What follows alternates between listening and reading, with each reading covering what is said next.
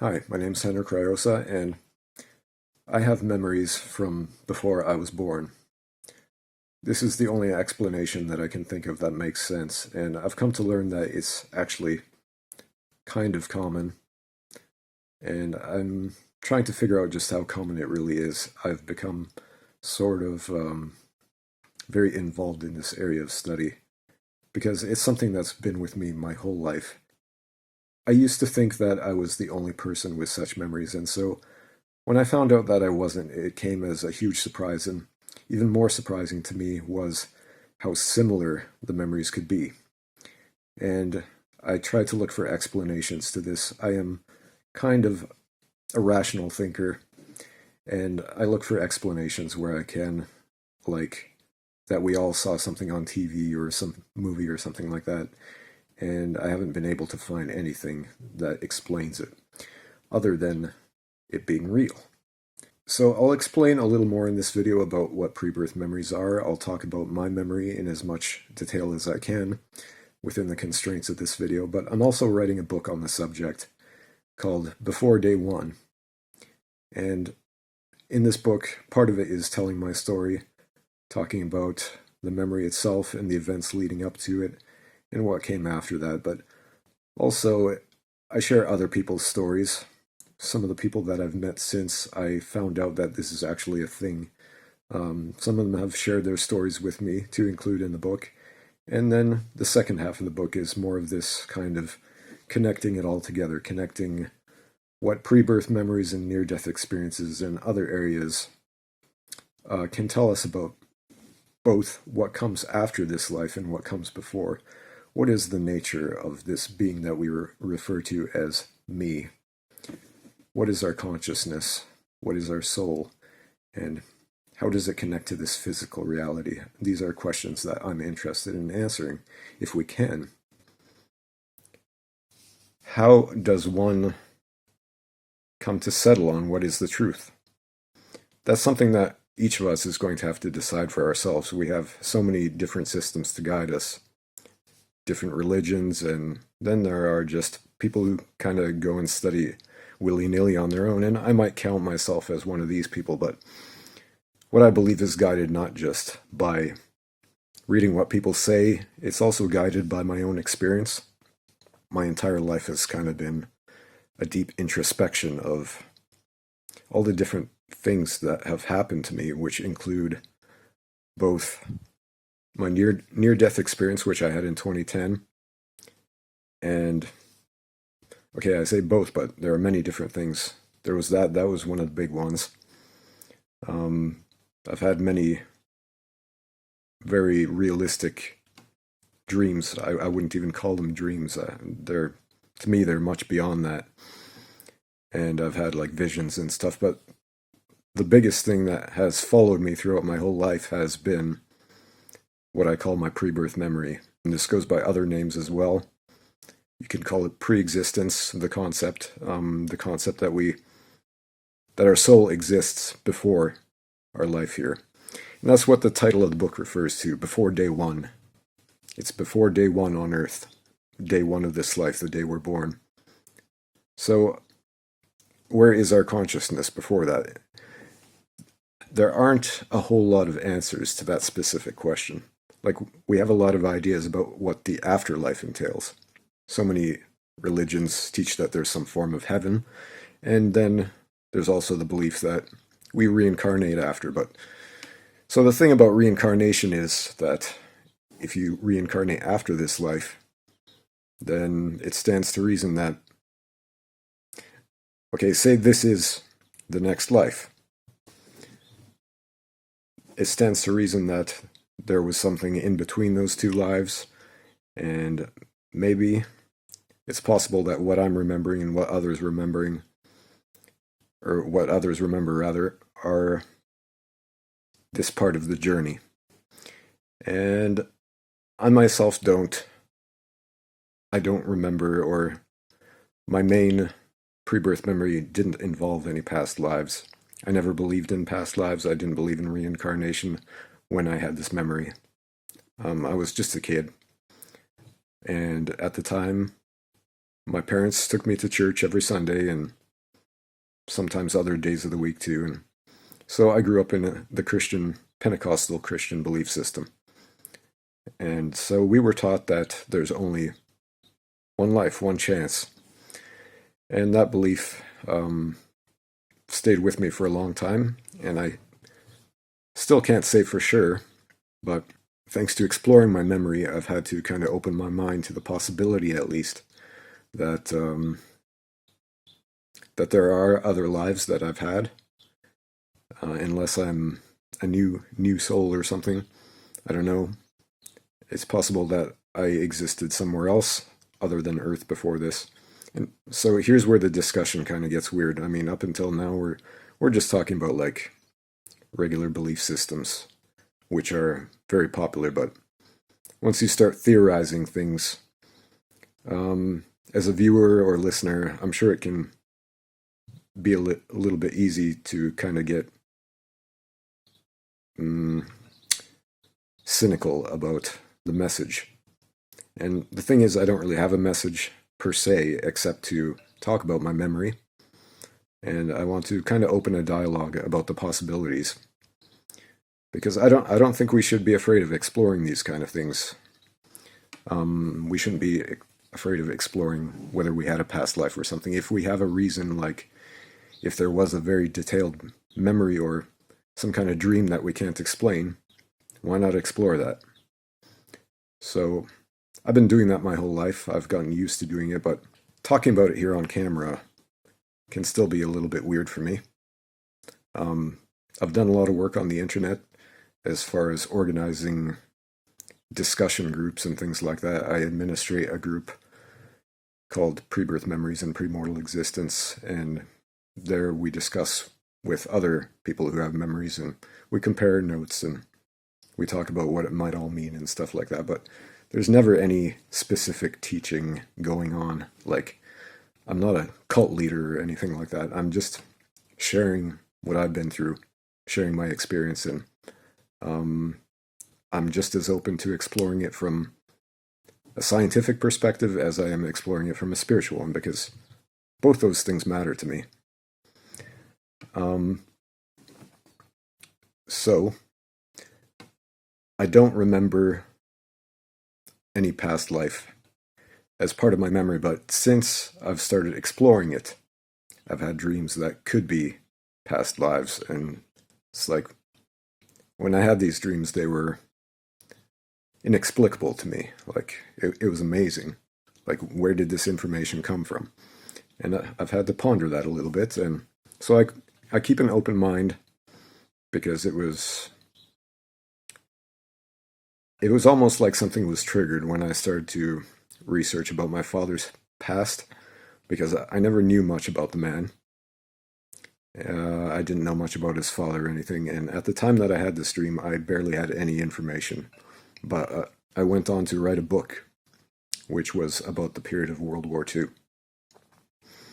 And so some of these dreams that I had involved feeling, well, I felt like myself, but I also felt like I was this man who lived in that era, in the 1940s, I suppose, 1930s, I think. And he was forced into the Red Army. This was in Russia, and it was like kind of a minority. I come from a Finnish background, and some of the Finns were living in the border region of Russia. So it was a very, very realistic scenario. There were multiple things that happened. I was on a train, and I was in like a airplane hangar, and all these situations that I've never experienced in my own life, obviously. Like, I've seen war movies and everything, so one could argue that maybe my subconscious put it together that way, but for it to just come out of the blue like that, so detailed, and it didn't even feel like a regular dream, really. It was hyper realistic, so that's another part of it that made me consider this as possibly a past life memory. But anyway, the book itself, before day one, half of the book is really talking about my journey, these first impressions that I had that led to the recall of my pre-birth memory. And what I call the pre-birth memory, it's just this, it's nothing to do with reincarnation. It's not directly. Like, I think that you can embrace such an idea as pre-birth memory without having to accept reincarnation. Because there are elements of it that resemble Christianity also. You could look into it from that perspective if you're comfortable looking at it that way. I found myself in a place with what I call guides, and these guides were directing me kind of to go to Earth, and it seemed like it was a mission of some kind. And so these beings, one can interpret them as angels. And this is pretty much what I used to believe, and to some degree I still might believe that. It seemed like they were doing the work of some type of higher power, certainly. They were kind of just following orders. Like, it seemed like they had a limited amount that they could do, maybe to make me more comfortable or to affect my life. Like, maybe I had a certain amount of choices that were in their control to accept or deny, something like that. But it felt like there was a higher power somewhere, and the very first part of this memory involves me being in a much larger space, like a palace or something like that. It had that kind of vibe too. It was like a very regal, almost sort of energy to it. And there were, in my memory, I mean, I don't know if this is 100% accurate, but I believe that it was like a palace with pillars and all kinds of fancy decoration there and everything. But it was inhabited by like more energy beings. And I was one of these energy beings. And in this particular place, we had no specific form. Like, we were more like balls of energy. And we were waiting in this huge queue. Like, you know, in a bank or in an airport or something when you're waiting to see the clerk. And it's the busiest hour of the day. Think of that, but times like 100 or 1,000 or something. Like, it was just a huge, huge queue. Like, you know how it goes with these roped off areas and you have to go back and forth. And eventually your turn comes. And so as my turn neared, I felt a greater and greater sense of anxiety and anticipation about where I was going to go.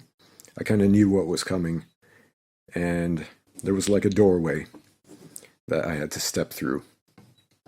And I don't remember exactly what this doorway looked like, but I've recreated all this actually in an animation.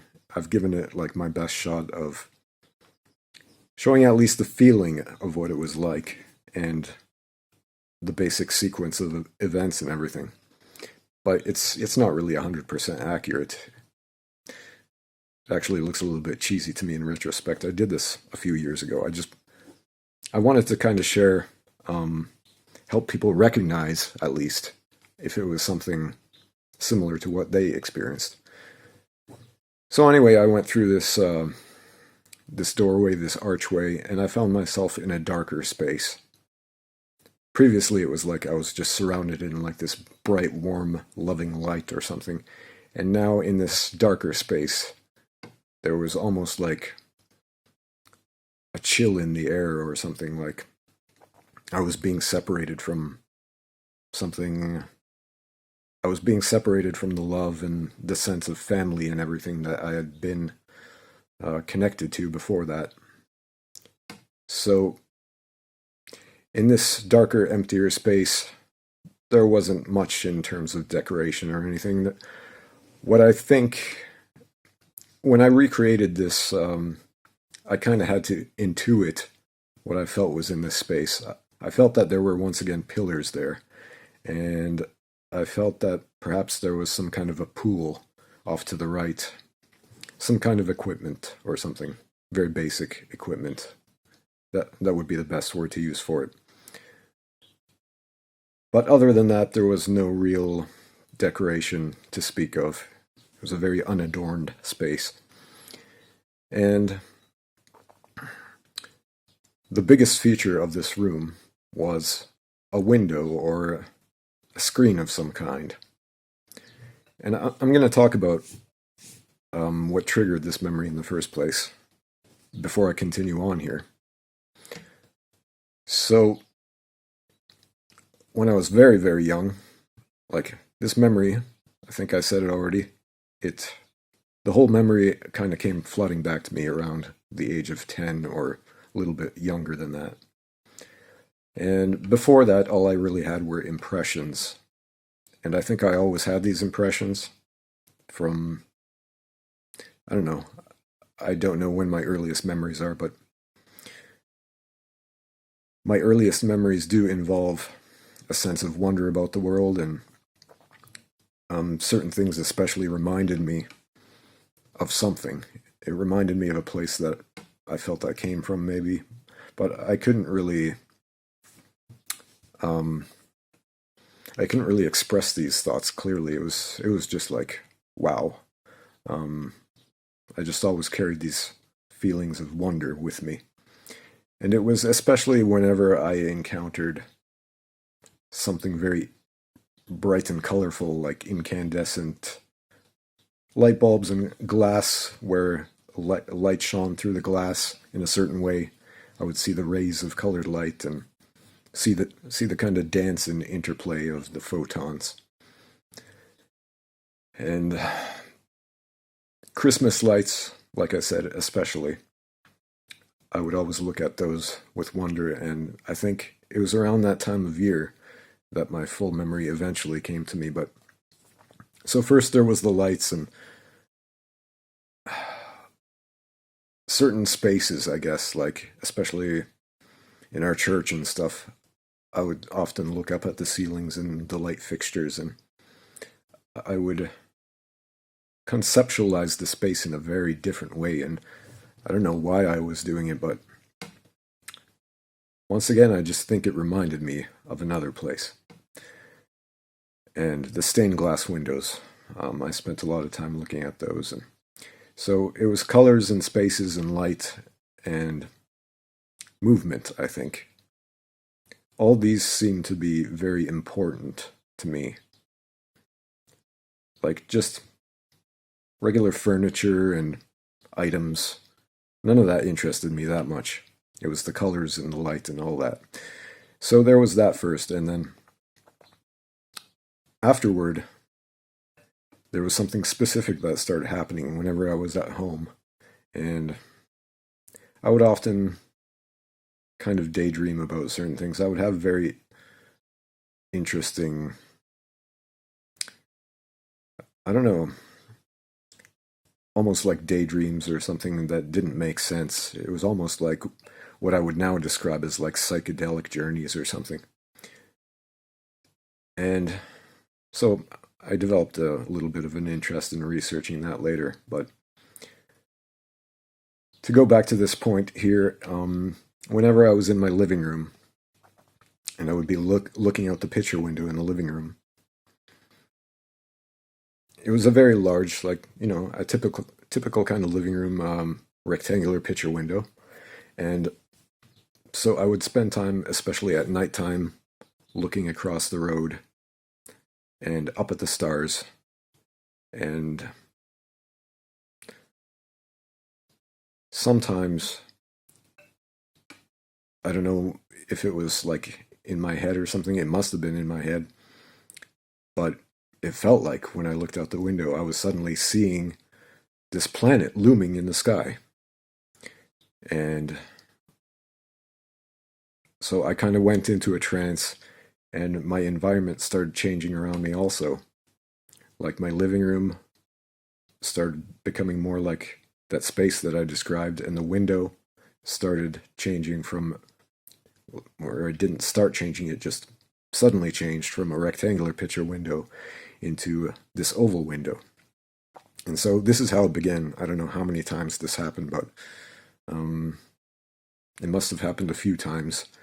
And eventually, all the conditions in the room were just right or something. Like, this is what I assume happened. So around that age, let's say it was 8 years old or something, I have no idea. Maybe 10. Because I remember there being a specific statue in the room that would have been like a school award. And I don't think it was my award. It might have been my sister's, like art plaque or something. But she wouldn't have had that until a certain age. So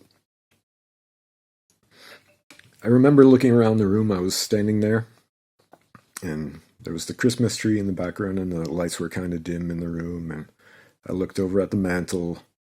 We had a fireplace, and I looked at the mantle, and I looked at the bookshelf, and we had an atlas up there. This is something I don't usually talk about. We had an atlas that had a picture of the world on it.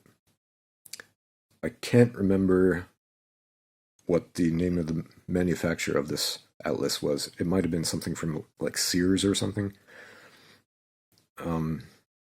Green and gold. It had like a gold imprint of the globe on it, on the cover. And so I think that caught my attention, and then the statue caught my attention. It was like this golden figure. And the lights hit just right, and suddenly I was somewhere else. I was deep within this memory, or it was more than a memory. It was like I was reliving everything. It was like I was suddenly there. And so the first thing that I recalled was the feeling of being in this line, and then I recalled being in that other space, looking at the earth. Or I wasn't looking at the earth right away, but it appeared pretty soon. Like, these beings came into the room with me, and what I would call the guides, they were larger than I was. They looked like they were made out of pure energy or something, and that's another thing I'll get to in a moment. But it was like they directed the view screen, or they configured it somehow so that the earth came into view. And when I saw the earth, I was incredibly anxious, even more so than I had been when I was waiting in line. And I knew at that moment that I didn't want to go. I was absolutely adamant that I would not go, and I was panicking. I was losing it. And so these guide beings, they started wondering, what's wrong with this kid, or something, or I don't know if they were taking pity or what, but they became very kind of like disconcerted by my reaction. And so they went and talked among themselves in the corner, or off somewhere, a little bit out of my earshot, maybe, if you could call it that. Because, yeah, it was different, and I don't know how much I remember about it being like psychic, telepathic communication.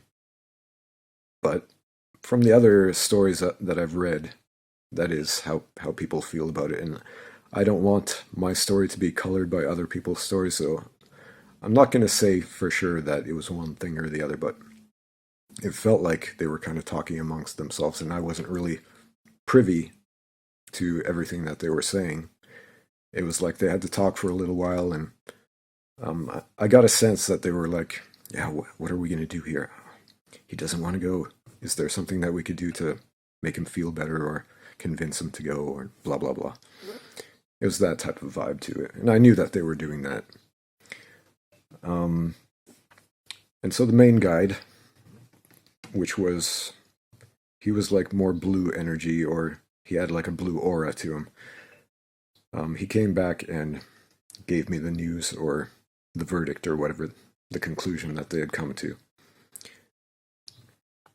So before I get to this conclusion, I'll talk a little bit about what I'm saying about what they looked like. It could vary a little bit. And I've thought about why this would be. And this is true of the Earth too. When you looked at anything in this place, it was like it had material form, yet at the same time, it had this energy aspect to it. It felt like it was much more energetic than a regular matter. Or, what I've come to think is that when we have human eyes, we are seeing a very limited portion of the light spectrum, which is to say the electromagnetic spectrum. We see a very limited frequency range with our eyes, and there are animals that can see more than we do, but these other animals are still limited by the number of cones that they have. And I believe that the mantis shrimp is probably the one which has the most color acuity, or the largest number of colors that it can perceive. And another interesting thing is that there are some humans who, they're theorizing right now. It hasn't really been proven per se, but there are people, women especially, I think this can only happen in women, called tetrachromats, and this means that they have an extra cone. Normally we have 3 cones, and that would be red, green, and blue. And there's a 4th one in these people. And so they could see some extra colors that we can't even conceptualize probably, but the interesting thing is that when tetrachromats, when they choose to be artists, they tend to paint the world in a very different way, or maybe not that different, but they paint color with more of this kind of, here's the interesting thing, they paint a lot more purple specifically, and pinks and purples, and also like turquoise. So it seems like the colors that they're perceiving are more in that range. And what's interesting about that is these are colors, especially the purples and pinks, that we associate with spirituality. It's like, look at any spiritual website or book or anything, and there's always this, it's always dominated by purple and violet.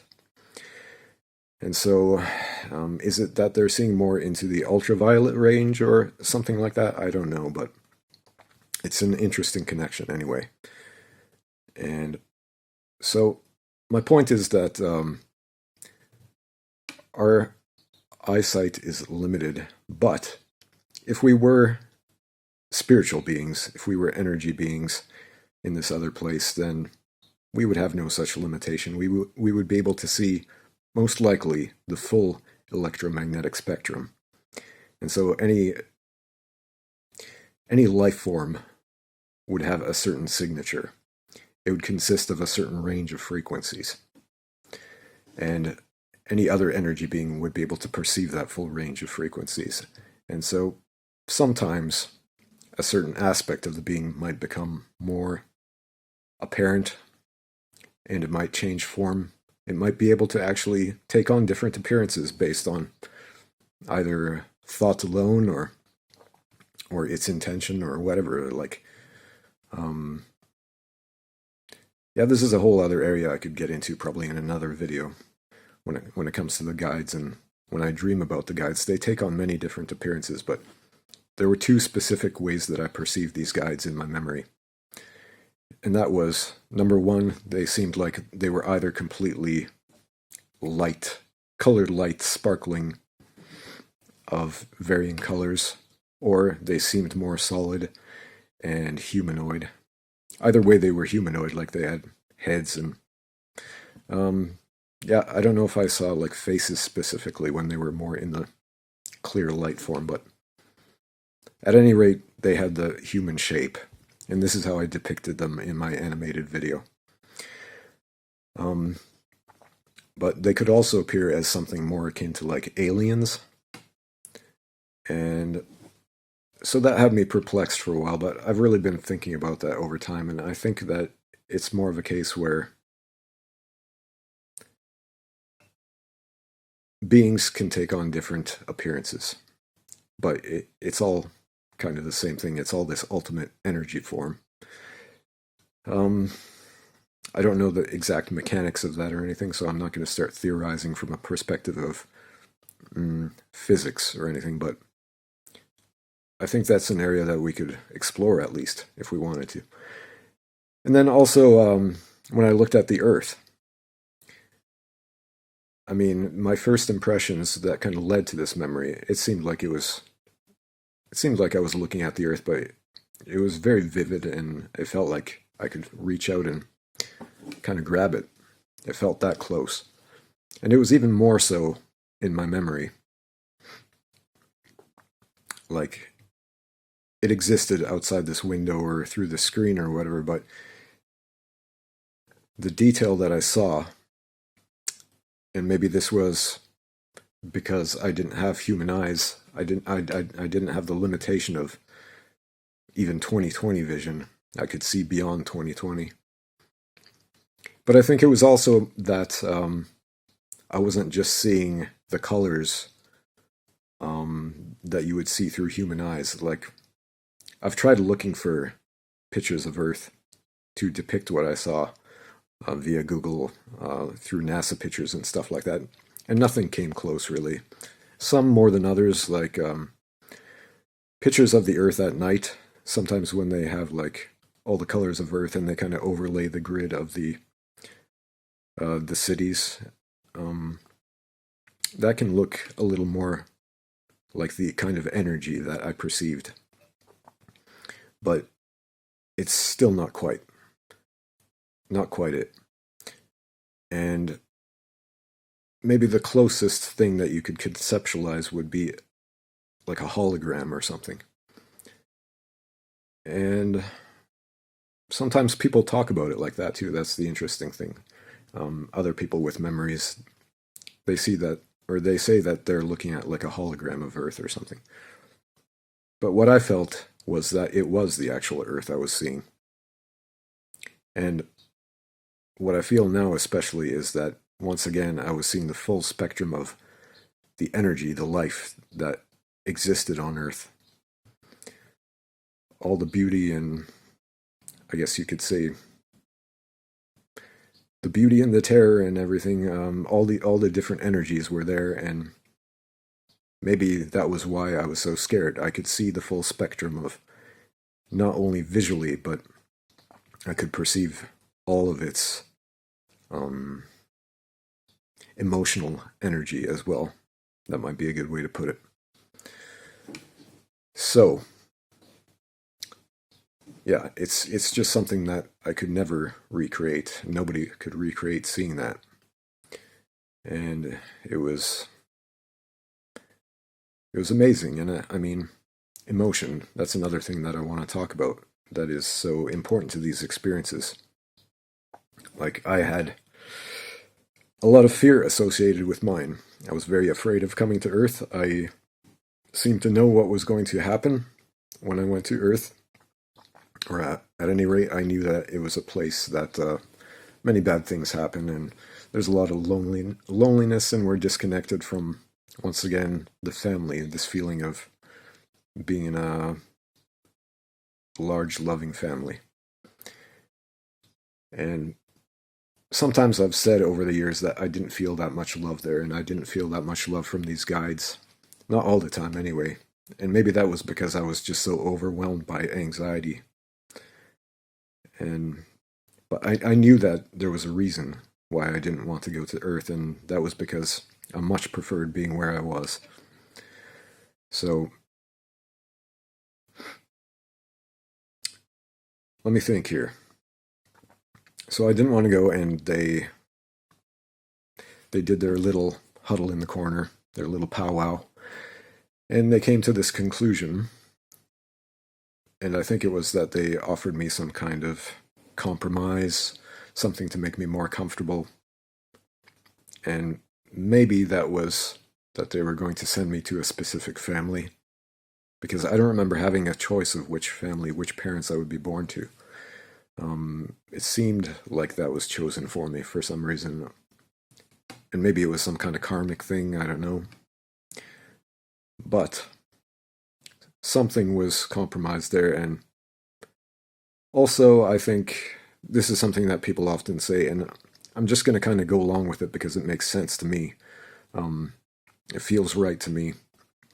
I don't usually go along with things the other people with memories say because I don't want to pollute my own memories, but I feel like they let me know that they were going to let me remember. And that would make sense because I do remember. And I hold on to that memory, and I've cherished that memory, and it has helped me through many different difficult periods of my life. So, if I had not had this memory, I don't know if I would. I don't know if I'd be here right now telling you this story. Because I've had many depressing periods in my life, and I might have been a lot more self-destructive. I've had different vices over the years, and I've done a lot of damage to myself, even as it is. And I think I probably would have had a lot more self-destructive behavior. And I think having this memory has also played into whatever mission you could say that I have here. Maybe I have a mission,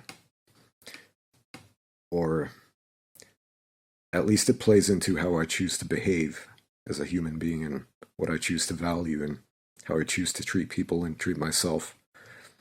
And so I think that's quite important, and it's a big thing if they let you remember. That's going to affect a whole lot in your life, and it could very well change the course of your life. So I'm sure it's not something that they would take lightly in that case. So I think they allowed me that, and I agreed to it, apparently. I was like, okay, it's not like I had much of a choice. At least it seemed to me. Because what we often hear is that we're told we don't have to go if we don't want to, but to me it felt like I had no choice, really. And maybe that was the case for me. Maybe I did have no choice because of something I had done in my past life, like I needed to kind of correct it, or I needed to grow and learn to some degree. So, yeah, from that point, I was just sent on my way, and I don't remember what that process was like, but people talk about, just very recently, I heard somebody talk about stepping into a pool. And I found that interesting because when I did my animation, I put that there completely intuitively. I had not been influenced by anybody to put that pool in there. It just felt right. It felt right to put it in that area of the room. And just the other day, somebody else had put their memory story, or they'd done it like a few months ago, and I just found it the other day. And when I heard them talking about stepping into this pool in order to begin their journey to Earth, I thought, wow. And it's just amazing how many different details like this are confirmed when you listen to others' accounts. And I'm sure many of you out there with memories have also gone through this feeling of just awe. Like, sure, we might all have memories that we existed before this life, but for them to all be so specific and so similar, it's amazing. And maybe it shouldn't be amazing because that's kind of an indication that there is something real happening here. It is most likely a real memory. Like, people could try and explain it away as being something we all saw on television, or that we read somewhere, or that we were influenced by some kind of cult organization, or who knows what kind of explanations people can come up with. But those of us who remember come from all over the world, all kinds of different cultures, and different belief systems. It's like, sure, pre-birth memories, pre-existence is a precept of the Mormon belief system, but I was never anywhere near that. And there are many different religions throughout the world, and different beliefs that teach pre-existence, or at least they have some kind of writings about it. And this goes back to ancient days. And so we all have very similar things, but we don't come from the same backgrounds. And so to me, that speaks of something that has to have some validity, some very intense reality to it, I guess. So, I'm not sure what else I wanted to say there. Let me see. Life planning. As far as the life planning goes, I didn't get a whole lot of that. I remember things were told to me, like there was a part of my memory when I first recalled it. The guides told me many things that were going to happen. I think they gave me some encouragement, and maybe they inserted somewhere into my subconsciousness things that I would need to prepare for, just have the knowledge that certain things, a certain chain of events might unfold, and then it was taken away again, like on a conscious level. After that first recall, many of these aspects just faded away and others stayed there, like the most basic ones, which I'm sharing with you now. But I feel like there was something very wonderful that they told me, and then they also did something just before they sent me on my way. It felt like they were blessing me or something, like, when you're in a church and you have a whole bunch of people praying over you. That is kind of what it felt like. But at the same time, I don't know if it was a prayer exactly, or if they were doing some kind of ritual or something to help me remember. Yeah, I don't know what it was, but there was that, and other people have spoken of this also. So, as far as the life planning goes, I don't remember having any choice about what kind of life I would lead. I don't remember seeing my whole life or anything, but once again, that was taken away. And some people claimed that they remember everything that they were told about what would happen in their life, or sometimes they say that they were able to choose their life and choose their parents and stuff. So there are variations on this theme, but it's all basically the same narrative, which is that we meet guides and we are told by these guides that we have to go to Earth. Some people feel very anxious about it, and others feel very excited, like they're like gung-ho for this mission. Like, maybe some of them have even failed at it before, and they're excited for the chance to try it again. One more thing before I finish up here is that when it comes to the reincarnation, I don't think I said it yet, but maybe not everybody reincarnates. There are some people who, when they give their stories of this, I'm going to call it the intermission period, like between lives. It's an intermission between two different cycles. Or two different missions. It's intermission. Some people remember coming back from a previous life and having the intense feeling that they failed. That always seems to be there. Or that they're disappointed in whatever came of their last life. So I think that from what I've read about reincarnation anyway, there often seems to be tragedy and young deaths and lots of negative things involved in the deaths before a reincarnation. And so this may be a huge aspect to it. Maybe not everybody reincarnates. Maybe some people live very happy or successful lives, and they do what they need to do in life, and then they go on to someplace else. Maybe it's heaven, or maybe it's some other mission somewhere else. I don't know. But for whatever reason, some of us, we might have a more difficult time. We might get stuck in some certain, maybe you might want to call it a level of enlightenment, or a chakra, or something like that. But some of us might get stuck, or we might be in such bad circumstances that we need or we want another chance to experience something else, or to succeed at a certain task. And maybe it's not just one task, it could be multiple things for all I know. So, yeah, maybe some people do reincarnate, maybe some don't. So, what you could say there is that all religions might have some aspect of the truth to them.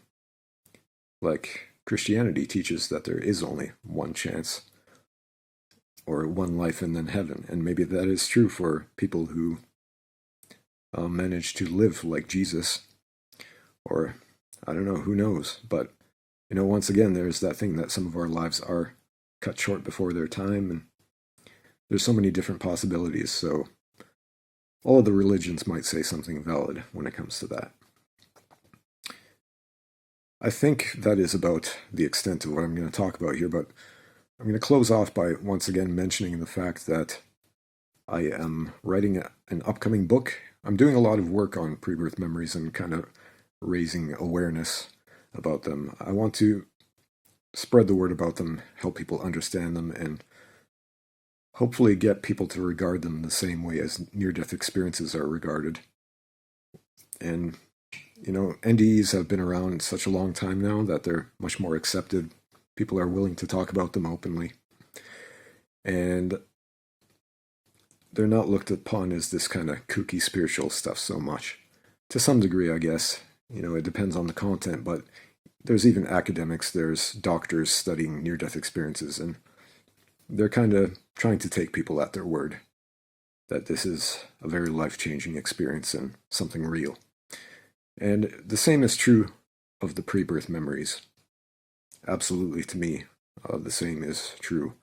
And I think that together, near-death experiences and pre-birth memories could tell a greater story, give a greater insight into a single truth about what we are. So, the book it's not only talking about my memories and I also talk about my near-death experience and other things, but it's also sharing some other people's pre-birth memories, and the second half of the book goes into a wider discussion about the nature of the soul, nature of reality. And I'm not teaching anything specific, but I'm kind of presenting some theories and opening a discussion, basically, and letting people come to their own conclusions, maybe giving people ideas of how to think differently about what we are and what our consciousness is and the nature of the soul. So, that is my message here, and thanks for watching and listening. I'll see you soon.